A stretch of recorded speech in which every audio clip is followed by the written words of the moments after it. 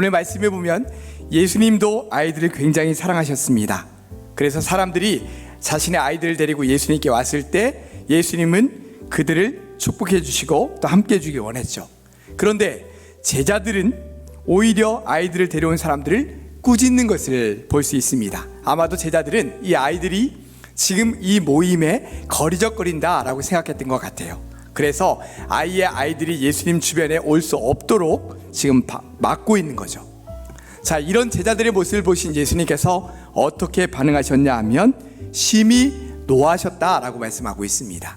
예수님은 자신에게 오는 아이들을 놔두라 이렇게 말씀하셨어요.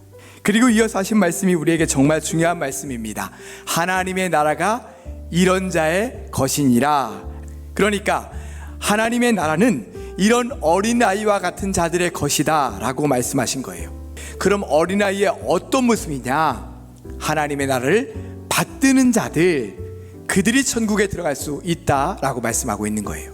자, 그러면 하나님의 나라를 받든다는 것은 어떻게 사는 것을 말하는 걸까요? 첫째는 어린이의 가장 큰 특징은 계속 성장한다는 것입니다. 키와 몸이 자라고 그들의 지혜와 마음과 인격이 성장하고 사람들과의 관계, 사회성 이런 것들이 점점 성장해 가야 되죠.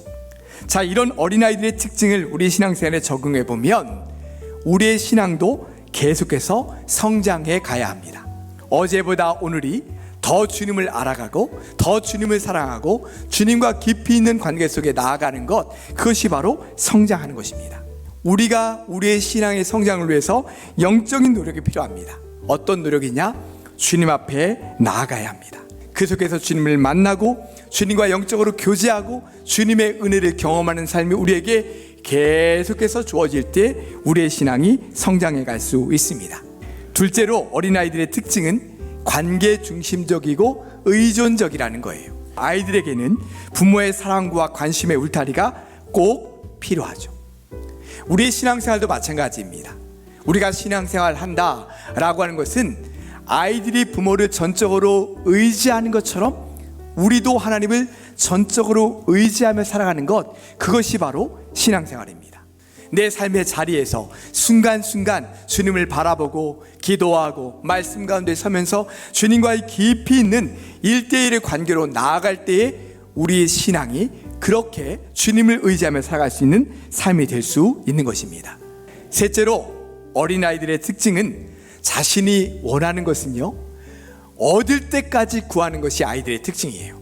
이런 아이들의 모습에서 우리가 배울 점이 있다면 아이들은 자신이 원하는 것이 분명하고 그 분명한 자신이 원하는 것을 얻을 때까지 어떻게든 구한다는 거예요.